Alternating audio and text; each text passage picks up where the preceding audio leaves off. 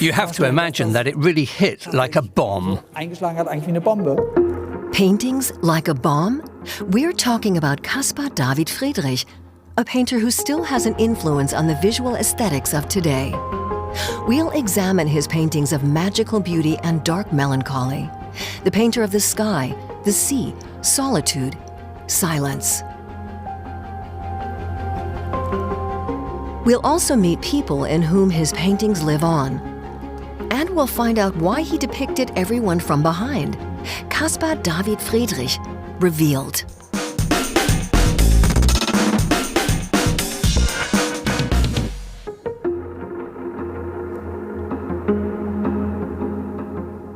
There are plenty of good reasons to take a closer look at the painter in his 250th anniversary year. So here are 10 of his most famous paintings, starting with a legendary back.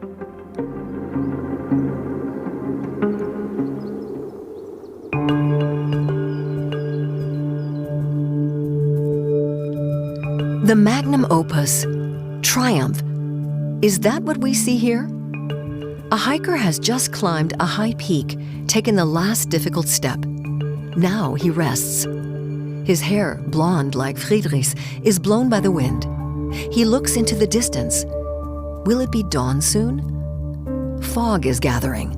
The mountain landscape lies below him. The world is at his feet. Or perhaps not. A visit to the landscape in Saxon, Switzerland that inspired the painting is sobering. It's clear that Friedrich's figures wander through fantasy landscapes, composed from different places. The great art of Friedrich is that the collage is not perceived as a collage, but that an image is created. It's like a great utopia of a picture. The utopia of a picture. Hardly anyone knows Friedrich as well as art historian Holger Birkholz. He's been studying the Friedrich phenomenon for several decades now, and he has his own explanation for the current Friedrich-mania. His paintings are simply incredibly fascinating. If you look closely, you see the subtlety with which he constructs his pictorial worlds. The way he paints on a small scale has a great presence. And at the same time, the spaces are so open. You have these wonderfully stretched out skies, which are sometimes just colour and have an incredible intensity.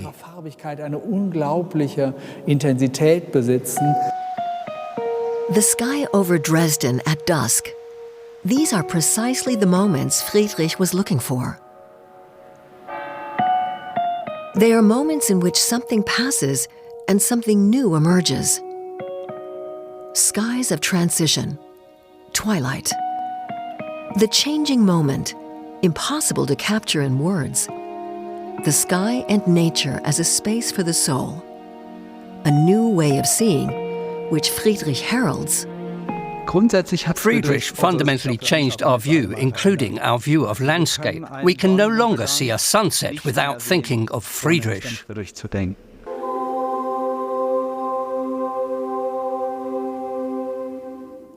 This is how it all begins. This altar is not in a church, but in a Dresden museum.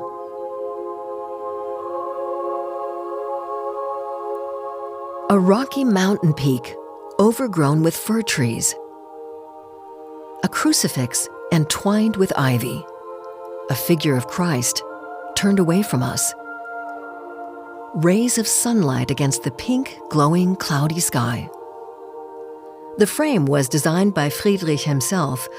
A vine, ears of corn, the eye of God. Symbols of Christianity. Angels crown the work of art. This is Friedrich's first oil painting. A debut and a break with the traditional rules of art. A new beginning.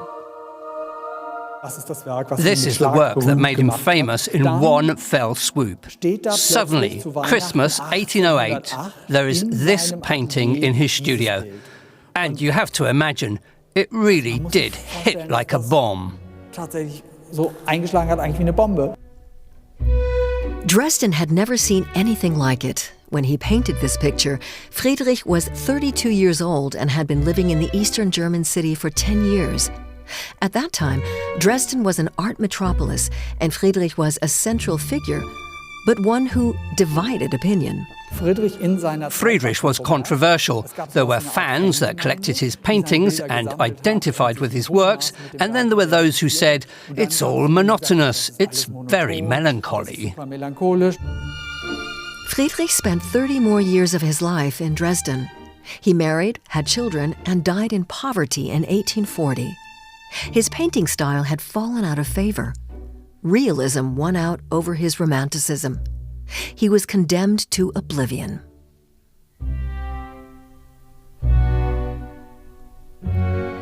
Friedrich lived through troubled times. The French Revolution had just failed. The old political order was turned upside down. Napoleon conquered Europe and occupied Dresden in Saxony in 1813. Calls for democracy and freedom grew louder and shaped Friedrich's thinking.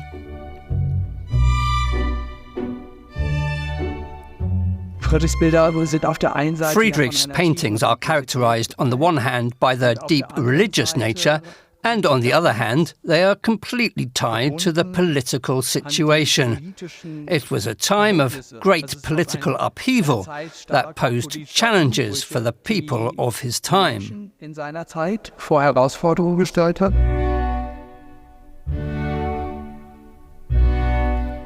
Friedrich was born on September 5, 1774, to a strict Protestant family in Greifswald on the Baltic Sea. He began to draw. This was how he saw himself in 1802, at the age of 28, as a young man full of yearning. His drawings and paintings are characterized by memories of the sea and the coast of his childhood. But water can also be threatening. Huge ice floes pile up to form a pyramid. The sky is leaden. The eternal ice shimmers bluish and brown. We are facing a boundless polar landscape, mighty, inhuman, sublime, threatening. Only at second glance do we recognize the hull of a ship shattered by slabs of ice, lost forever. The first expeditions to the North Pole took place during Friedrich's lifetime and failed. But does the painting say more than that? The motif may have its roots in a childhood event. In 1787, Friedrich's brother drowned before his very eyes. He died while trying to save Caspar David, who had fallen into the ice. A lifelong trauma for the artist, or so the legend goes. It's about our human existence within the cosmos. You could also call it within the divine, that which humans cannot grasp. And it's Friedrich who honed this awareness. That's what set him apart, this awareness that there's something beyond, something that humans cannot grasp. And that is exactly what German Romanticism is all about.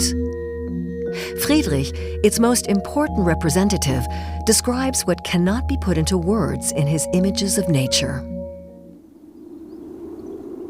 Nature as an image of the divine. A majestic white peak reaches into the sky, recognizable as the Watzmann in southern Germany, perhaps one of the most beautiful alpine peaks. It's around midday and the sun reflects off the snow. An almost shadowless landscape, devoid of people. The image moves from deep dark tones up to glistening white. We already know that the landscape here is also a utopia. In reality, the mountains in the foreground are hundreds of kilometers to the north. The painter had never seen the Watzmann or the Alps. He again created a fantasy landscape, this time from the foot of the mountain. Here in the original location, we meet up with the landscape photographer Kilian Schönberger. Caspar David Friedrich has been his source of inspiration for years. He appreciates the painter's precise feeling for atmosphere and for the magical moments of nature. For Friedrich, mountains, including this pyramid shape of the mountains, which is very pronounced in the Watzmann Peak, were a connection between the earthly and the divine. For me, these are Friedrich moments. I can also find Friedrich there today. Kilian Schönberger finds Friedrich moments in the present. This is how he sees the Watzmann. And this is how Caspar David Friedrich saw it. Another popular Friedrich motif was the Hünengrab, photographed today and painted 200 years ago. Friedrich and Schönberger both have a feeling for the vulnerability of creation. Landscape is not just emotion, not just beautiful. It tells me something. When I look down here today, I see how erosion is changing the landscape. I can see, at the beginning of February, that the snow cover on the mountains is very low. I see the effects of climate change. These are things that can be read from the pictures. Kilian Schönberger is a child of his time, just like Caspar David Friedrich. Both are faced with uncertain times in which old orders are crumbling, and both confront the challenges of these times in their art.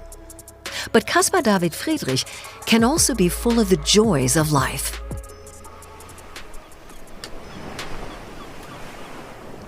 Pointed chalk cliffs rise from the waves, white against blue. A steep coastline. The horizon is shaded by a canopy of leaves. The Baltic Sea in summer, around midday. Two sailboats in the distance.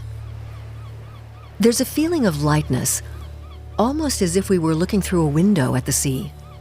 A man gazes thoughtfully into the distance.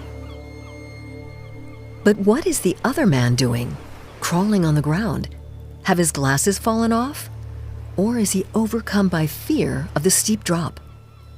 A woman points to something below him. Could she be Friedrich's wife, Caroline? Their honeymoon was spent here on Rügen. The painting was created immediately afterwards. Friedrich tells a small, very private story here and creates an allegory of love, loyalty, and faith.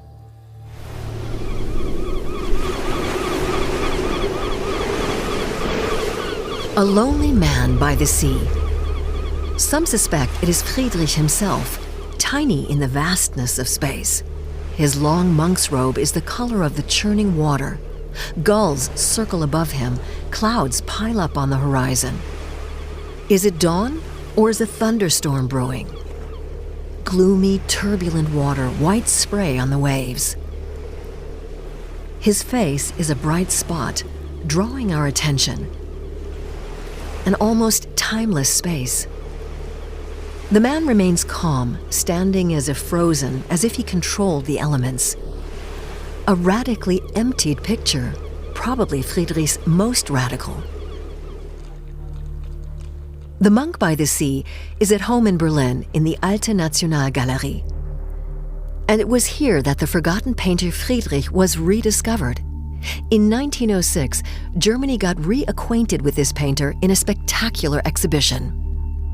At this once-in-a-lifetime exhibition, Friedrich was a sensation. People really celebrated him. The monk by the sea has remained an icon of modernism. The treasures of the Nationalgalerie include another picture that Friedrich painted in the same period.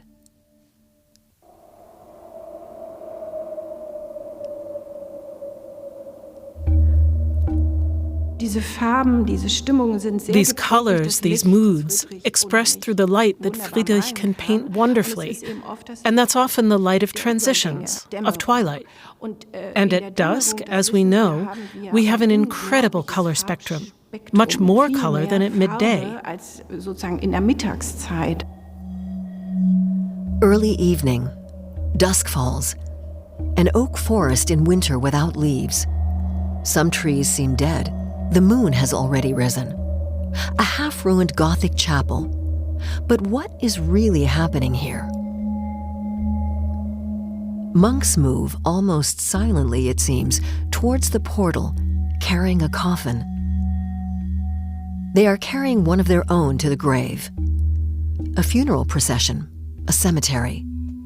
We are witnessing a funeral. Beneath the stillness of the picture, drama. On the horizon, a bright glow, the sun setting. What prevails, death or hope? In the center of the picture is a tiny little bird. It's still a mystery. He doesn't tell any complete stories. We, as visitors, as an audience, can each find the answers for ourselves. But this painting has not always stood before the viewer in such a radiant light. The painting has been undergoing restoration for 3 years now. Christina Mösel from the Berlin Nationalgalerie is responsible for restoring it to its former glory. The reason for the poor state of preservation is, of course, that Friedrich was a forgotten artist for such a long time, and that's never good for paintings if nobody knows the artist, and then they're large formats. I'd rather not think about how these moves from palace to palace were carried out in such a rough and ready manner, so that also played a role.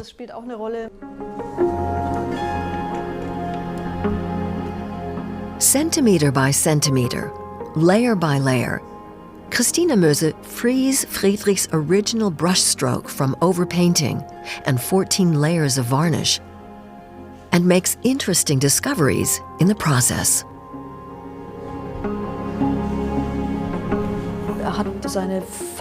He also prepared most of his colours himself, and one wonders why he was suddenly so driven to colours.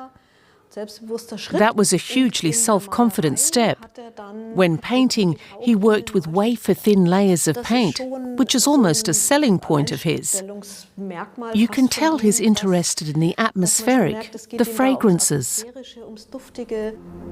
The infrared images also reveal Friedrich's under-the-surface drawings, especially spectacular in The Monk by the Sea.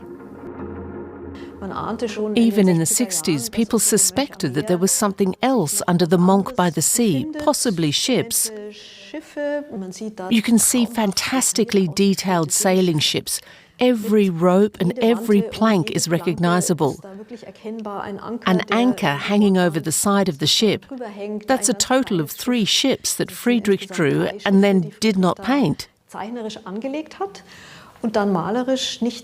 And so he radically emptied this composition, something he never did again.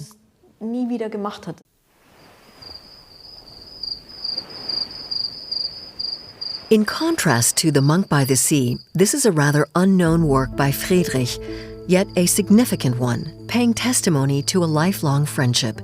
3 men at a railing, as always shown from behind. They are Russian poets. One of them is Wassily Zhukovsky, a friend and patron of Friedrich's throughout his life. This picture represents a special story of Friedrich's closeness to Russia and of Russia's great love for him.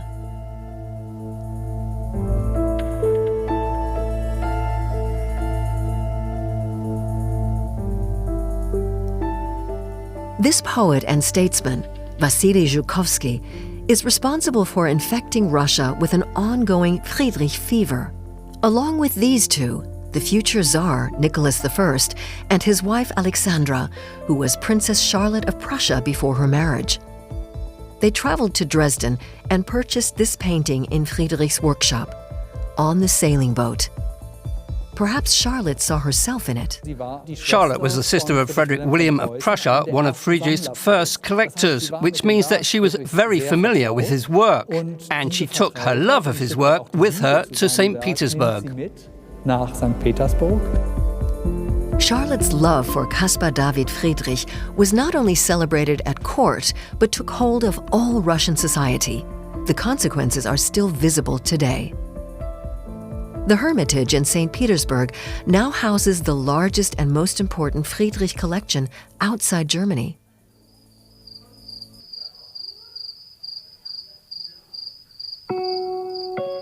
Some things seem familiar here in this painting. Men again, turned towards each other, demonstrating closeness. They contemplate nature, immersed in it. A crescent moon is in the sky. The small picture is the epitome of German Romanticism. And it's precisely this painting that will soon play a role of great significance.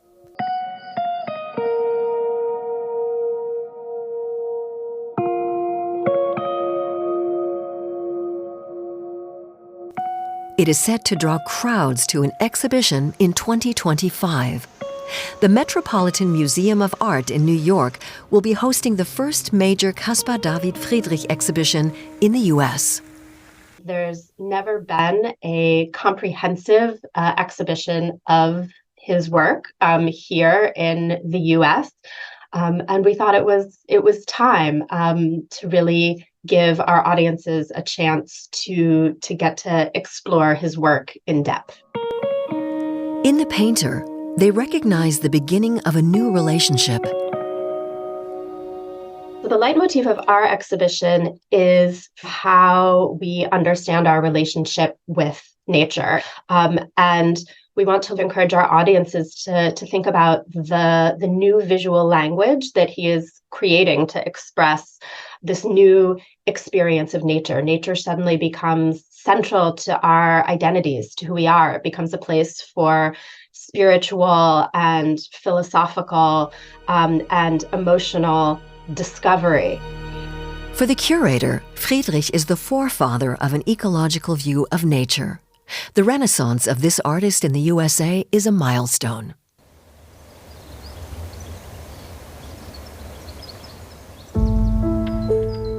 A late work by Friedrich. But what is it exactly? A cosmic sky? The curvature of the earth? In fact, the picture shows a marshy landscape on the outskirts of Dresden, a flooded area with islands of sand and mud. Dark groups of trees alternate with light meadows. In the background, a barge sails on the Elbe, hinting at life in the deserted landscape. The day is fading. The summer is slowly coming to an end. Friedrich captures this fleeting moment. This painting still fascinates today. Romanticism in art is alive.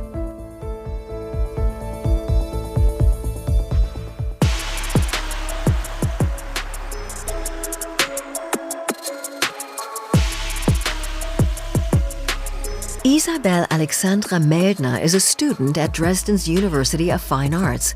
She's currently preparing for an exhibition. In 2023, she received the Caspar David Friedrich Prize. The jury chose her because they believe her work follows in the tradition of the great Romantic painter.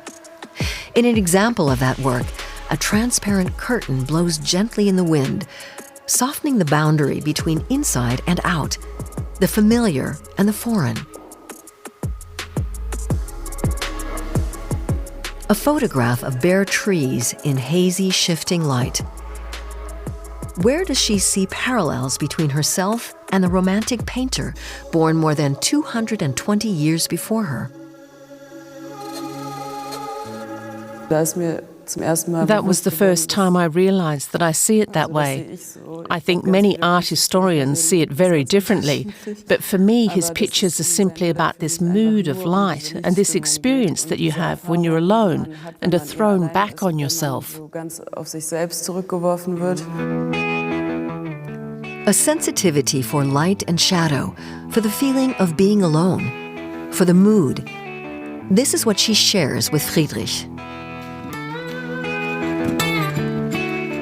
That moment when the sun comes over the horizon and when I see the shadows moving on the wall, I'm seeing the earth turning, and I become aware of how I sit on this earth and how small I am and how big the world is. These are the themes that I see in Friedrich's paintings.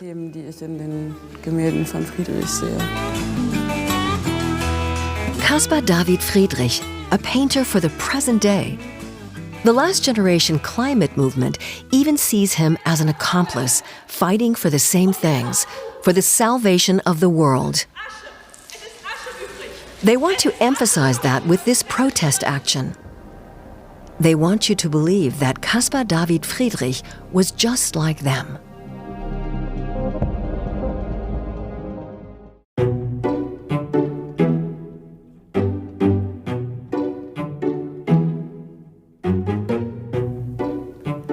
One question remains. Why does Caspar David Friedrich show people almost exclusively from behind? Was he unable or unwilling to paint faces? Certainly not. He was a great portrait painter. His perspective from behind was a conscious decision. These are proxy figures whose bodies we slip into, whose gaze we adopt. They are us. That's the great thing about Friedrich, the opportunity to inhabit these figures, to find a place within his works where we can empathize with our feelings. Friedrich's trademark motif has set a trend and been imitated thousands of times, even in advertising.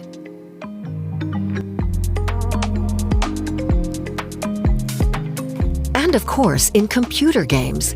The protagonist's back is ever present there, the avatars with which we enter the fray. They are us. The Friedrich year 2024 has made it very clear the artist is everywhere. Here too, by the way, in the classic movie Bambi. And that's no coincidence, because Walt Disney was also an avowed fan of Caspar David Friedrich.